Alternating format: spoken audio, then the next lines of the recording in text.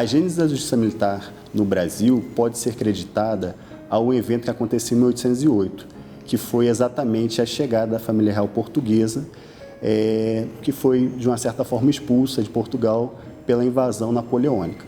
Então, para que o príncipe regente pudesse garantir a sua governabilidade, editou alguns atos normativos. Um deles foi o alvará de 1º de abril daquele ano, em que, dentre várias medidas tomadas, ele criou o Conselho Supremo Militar e de Justiça. Esse órgão seria o embrião do que nós temos hoje de órgão de cúpula da Justiça Militar da União.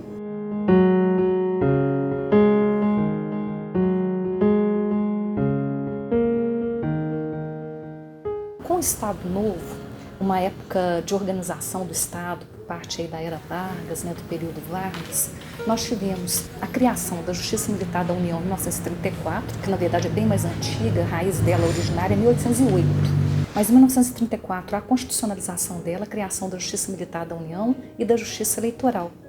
E em 1936, houve uma lei, a Lei 192, que organizou as polícias militares no Brasil e permitiu a criação de tribunais de justiça militares. A Justiça Militar da União é composta de alguns órgãos, sendo o seu órgão de cúpula o Superior Tribunal Militar. É um tribunal que tem competência no Brasil inteiro e a sua sede é em Brasília. É composto por 15 ministros, dos quais são 10 militares e 5 civis. Já nas justiças militares estaduais, cada um dos seus tribunais vai ser composto de acordo com as regras de cada um dos estados. São justiças que são totalmente independentes, a Justiça Militar da União e a Justiça Militar dos Estados, e cada uma delas tem a sua missão. Na Justiça Militar da União, nós temos como pessoas que são passíveis de serem acusados militares das Forças Armadas, militares das Forças Estaduais e civis. Os militares das Forças Estaduais podem ser réus na Justiça Militar da União, mas em situações excepcionalíssimas em que haja uma afronta direta a uma das instituições militares das Forças Armadas. Já a Justiça Militar dos Estados, ela vai julgar os crimes militares apenas praticados por integrantes das corporações estaduais, ou seja, das polícias militares e dos bombeiros militares, dos corpos de bombeiros militares. Somente 3 estados têm Tribunal de Justiça Militar, são Minas Gerais, Rio Grande do Sul e São Paulo. O Tribunal de Justiça do Rio Grande do Sul, ele data de 1918, é o tribunal mais antigo e ele vem aí em plena República Velha. O caso do Rio Grande do Sul, eu acho que diz respeito a uma visão de independência própria aí dos gaúchos, na sua tradição, na sua cultura, defesa das fronteiras, tanto que a polícia militar no Rio Grande do Sul, ela é conhecida como brigada, ela tem até um nome diferenciado, algo que é próprio mesmo do espírito gaúcho. E em 1918, aí, entre o governo Venceslau Braz e o Delfim Moreira, foi criada a Justiça Militar, o embrião, não propriamente o tribunal, no Rio Grande do Sul, como uma forma de fazer com que as brigadas estaduais elas fossem uma força auxiliar reserva do Exército. E na década de 30, nós temos a criação dos outros 2 tribunais baseados na lei de 1936, que é essa lei 192. E aí somente São Paulo e Minas, talvez pelo protagonismo político de ambos os estados na história brasileira, criaram os tribunais de justiça militar, criaram aí a gênese do que hoje continua. Os tratados de direitos humanos, por força da própria emenda constitucional de 45, eles podem ser internalizados no Brasil quando o Congresso Nacional, depois que fazer a avaliação desse decreto, e aprovar eles em 2 casas no Congresso Nacional. Então, eles entram como força de direito fundamental, previsto lá no artigo 5º da Constituição. Agora, é claro que tem que ter a recepção pelo Congresso Nacional desse Tratado de Direitos Humanos que o Brasil for signatário. Antigamente, esses tratados, o Brasil era signatário, assinava esse Tratado de Direitos Humanos e ele era recepcionado na legislação brasileira por força do julgamento do STF, como norma supralegal, ou seja, ele estava abaixo da Constituição, porém acima das leis ordinárias e complementares do país.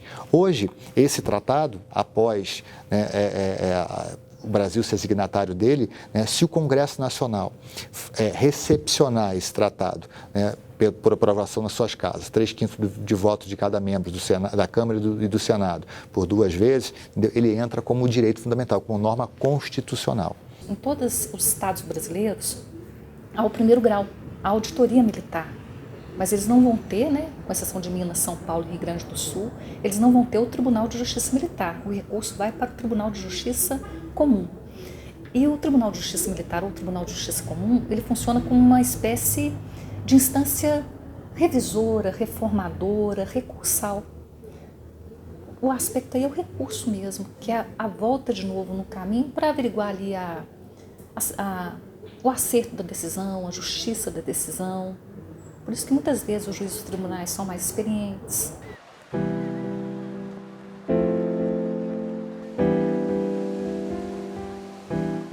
A deserção é um crime previsto no artigo 187, que ela é tipificada como a ausência do militar sem autorização do lugar onde ele serve ou do lugar onde ele deveria estar por mais de 8 dias, que é chamado um período de graça. Então, dentro desses 8 dias, a ausência do militar, a falta injustificada, o atraso, eles recebem um tratamento administrativo.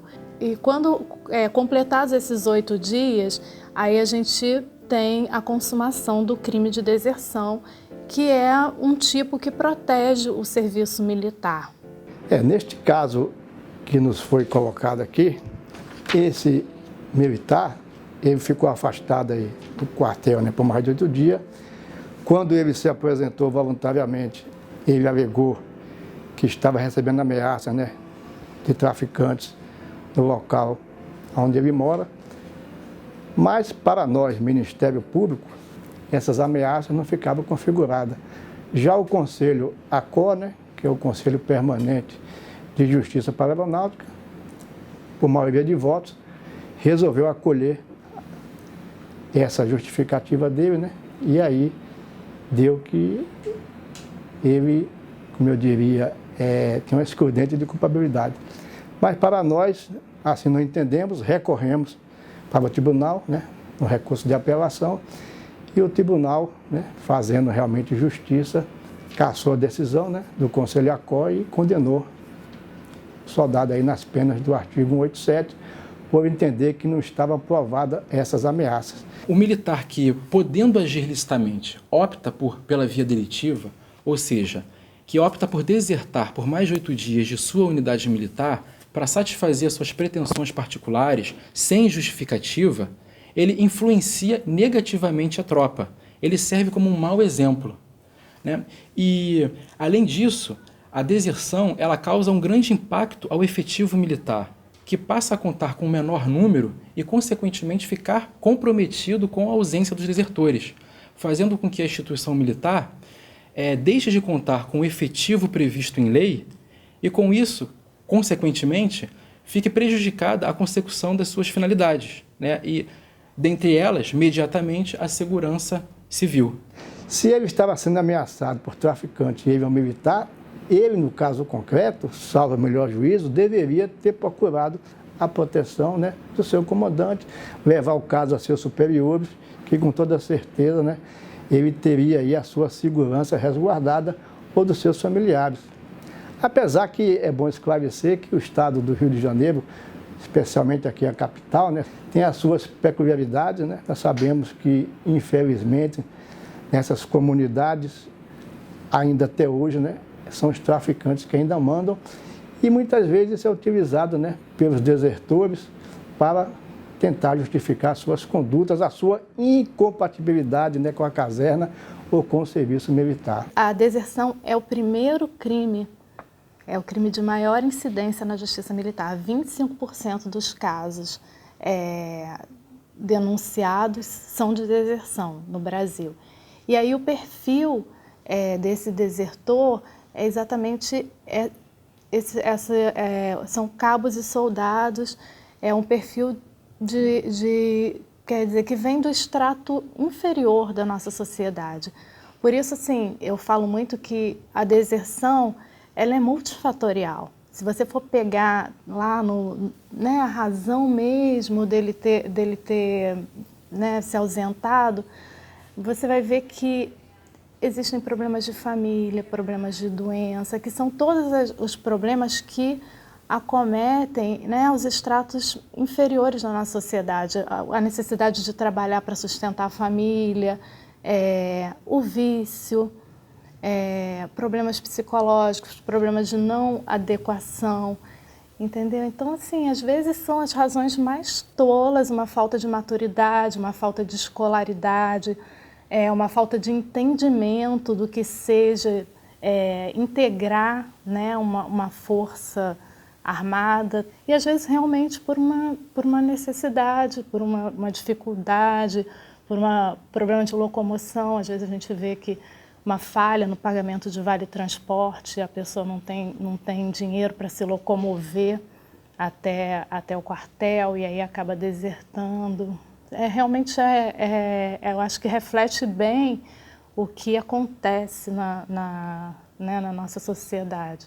Considerando que a função principal do Poder Judiciário é o exercício da jurisdição, a pena ela é um instrumento importante, utilizado com essa finalidade de desencorajar o militar.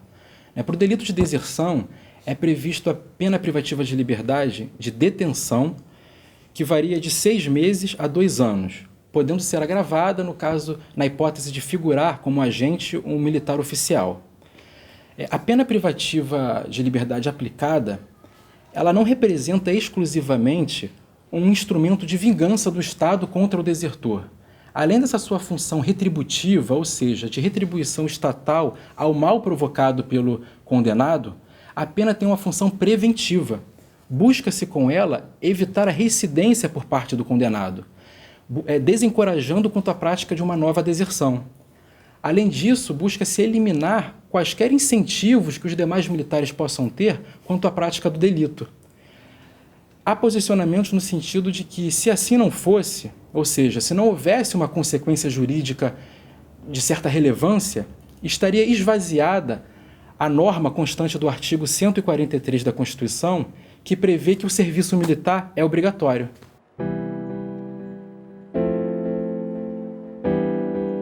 Os fatos ocorreram durante uma troca de guarda na época da Copa do Mundo do Brasil de 2014.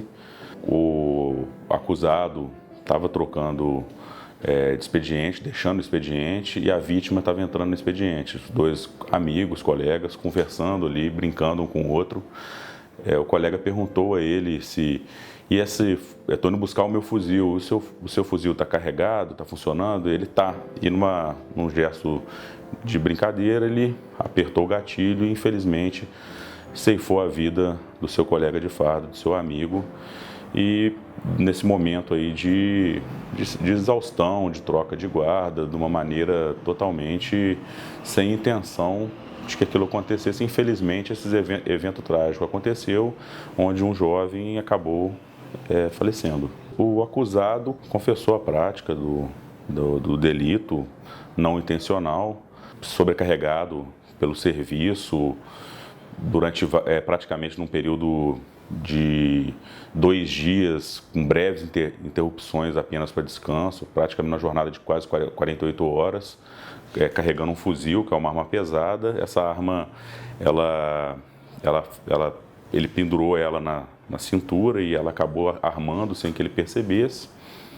E os argumentos que prevaleceram foi o fato mesmo do óbito ter ocorrido e daquele militar não ter seguido o regulamento conforme a utilização da arma. Há uma série de regulamentos militares que dizem como você deve portar uma arma, como que você deve, qual que é a sua conduta no momento de portar uma arma. Isso que foi o principal considerado pelo Conselho de Justiça no entender da defesa. O que a defesa pediu foi a aplicação, no caso do perdão judicial. O perdão judicial é um instituto em que se prevê que em determinadas circunstâncias de um delito não se aplica a pena. No caso do homicídio culposo, há uma previsão no Código Penal Comum de que se o resultado daquele delito foi muito grave para o agente, o juiz poderá deixar de aplicar a pena, no entender no entender nosso, se presente aquelas circunstâncias, o juiz deve deixar de aplicar a pena. Ocorre que no direito penal militar não há essa previsão. A defesa bateu nesse ponto, tanto que quando aconteceu os fatos, o acusado chegou até a ser hospitalizado para ter prestado a devida atenção do abalo psicológico que ele sofreu naquele momento. Na verdade, o que nós temos é que o Código Penal Militar foi editado na época da ditadura militar, em 1969, e não sofreu as atualizações que o Código Penal vem sofrendo ao longo do tempo. Então, determinados crimes, que são a maioria e 90% dos delitos que são julgados na Justiça Militar, eles são crimes que têm penas pequenas e que sofreriam os institutos da despenalização que foram implementados, como a lei de juizados e tudo mais. Então, na prática, você tem que essa defasagem na legislação militar, ela gerou efeitos mais danosos para as pessoas que cometem crime militar. Então, a maioria dos casos que correm na justiça militar, as consequências são mais graves do que na justiça comum, que gera consequências à pessoa de não conseguir um emprego futuramente. A gente sabe que o direito penal ele cria esses estigmas nas pessoas. A pessoa, depois que sofre uma condenação criminal, ela tem uma série de dificuldades na sociedade. E se a lei de juizados especiais fosse aplicada na justiça militar, maioria esmagadora dos casos ali não sofreria nenhuma, se diria nos institutos despenalizadores. A Justiça Militar da União, apesar de ser a justiça mais antiga do Brasil, é uma ilustre desconhecida do Poder Judiciário.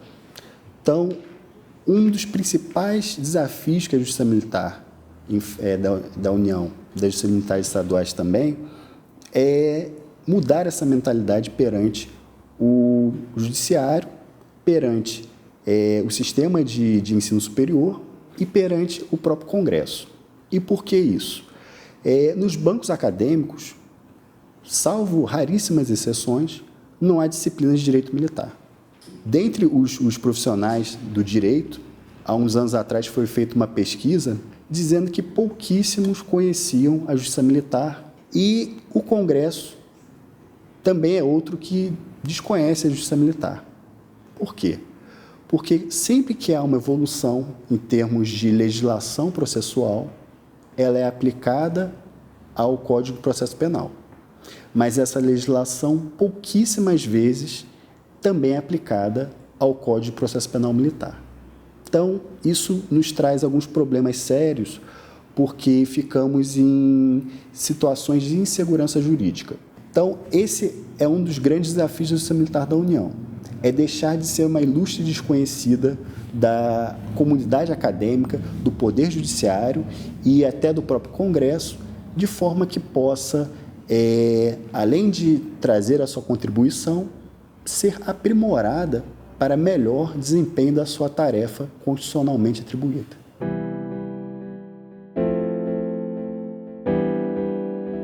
No caso aqui analisado, houve um furto de uma viatura militar, aconteceu em Taguatinga, e essa viatura foi depois localizada em Ceilândia, e a viatura foi recuperada, mas a arma que estava dentro do veículo, assim como os materiais do expediente e os materiais de construção, foram furtados, não foram recuperados, foram de fato subtraídos. Em relação a essas condutas, houve, a partir de uma filmagem, a apuração de que o menor de 15 anos, no caso concreto, teria recebido suporte de uma outra pessoa. E durante o processo, o principal suspeito foi o pai, que por ser maior de idade foi devidamente processado na Justiça Militar sob assistência da Defensoria Pública da União. E o filho devidamente encaminhado para a vara de infância e juventude, e a partir de então, como a competência é da Justiça Estadual, a Defensoria Pública da União não teve atuação. O pai aqui, por ele não aparecer efetivamente nas filmagens, né, que nós tínhamos no processo, ele negou a autoria, ele disse que não participou daquela empreitada criminosa. Porém, exames técnicos, perícias, constatou a presença de digitais dele na caminhonete do Exército, onde foi possível provar que ele estava no local do crime juntamente com o menor. Em razão disso, entendeu? Ele foi condenado. E a defesa nega justamente essa autoria dele estar participando do crime. Segundo a defesa, não havia motivos para condenação por insuficiência de prova. Porque, embora tenha sido a perícia papiloscópica o motivo, né, que atrelava o pai do menor ao fato, ele, na polícia, declarou que chegou aí ao carro e dar o suporte para o filho para que a arma fosse devolvida. Então, o fato de a impressão dele ter sido encontrada e comprovadamente por perícia, né, ter sido identificada como dele, não era suficiente para comprovar que naquele momento do furto ele estava dentro do veículo prestando suporte. A filmagem não foi capaz de prestar esse esclarecimento segundo o entendimento da defesa. No processo penal, às vezes, provas indiciárias somadas às outras provas, né, faz um conjunto harmônico no sentido de provar a existência do fato e a autoria, né? E no meu entender, no entender do Conselho, que foi o órgão julgador que julgou aquele processo, né, as evidências, os indícios nos autos, né, a impressão digital, um homem empurrando a caminhonete, onde foi localizado a impressão digital no capô da caminhonete, era um indício mais do que suficiente para trazer o pai do menor para a cena do crime, entendeu? Dando ele também a autoria daquela subtração. E a sentença foi confirmada no STM, ou seja, o órgão ad quem, o Superior Tribunal Militar, né, reanalisando o fato, porque a defesa recorreu, né, entendeu que estavam comprovadas a autoria e a materialidade. No caso concreto, se tratava de um furto, né, um furto que causou prejuízo a um bem pertencente à União Federal. Não atingiu a pátria. Não estava em área sujeita à administração militar, não teve um atingimento da ordem.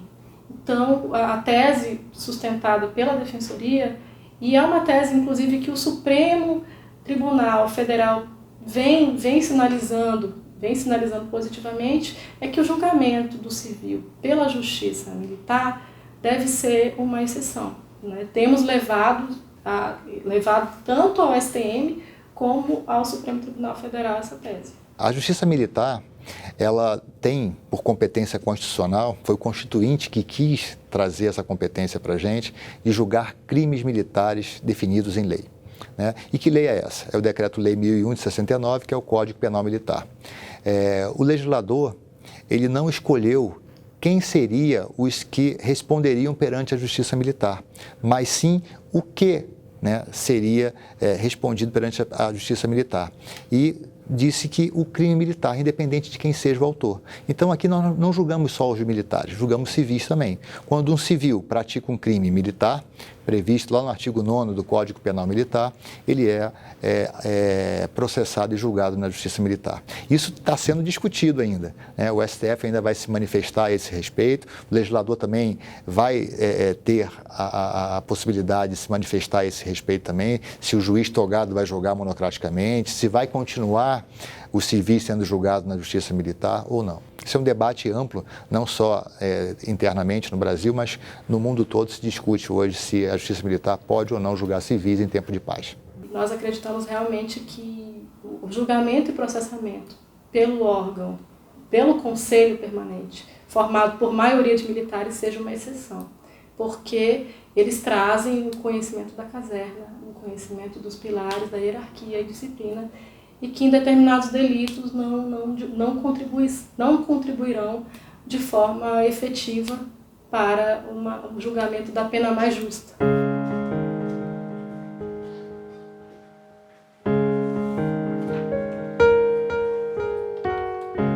A Lei de Organização e Divisão Judiciária do Estado de Minas Gerais, que é a Lei Complementar 59, ela, no seu artigo 196, ela previu a criação de 3 auditorias no interior, além das 3 existentes na capital.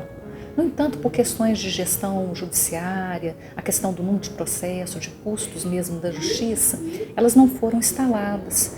E, na verdade, é uma é uma apreciação pessoal, cada vez mais as novas tecnologias elas têm feito o direito caminhar a passos largos para a modernidade ou para a pós-modernidade. A questão do espaço e do tempo, elas são cada vez mais diminutas, cada vez podem ser dobrados mais. Por exemplo, na área civil hoje, na Justiça Militar dos Estados, praticamente todas as novas ações penais elas são por meio do processo judicial eletrônico, PJE. E o PJE permite, por exemplo, o ajuizamento da ação em qualquer parte do país, não precisa mais dessa proximidade com a pessoa jurisdicionada. E no futuro, talvez, esse seja o caminho também da área criminal. A Justiça Militar é um órgão do Poder Judiciário que goza de algumas peculiaridades em relação às outras justiças. Então, apesar dela ser, às vezes, muitas das vezes esquecida, ela se mostra, quando se verifica a questão estatística, como sendo uma das mais importantes, das mais relevantes.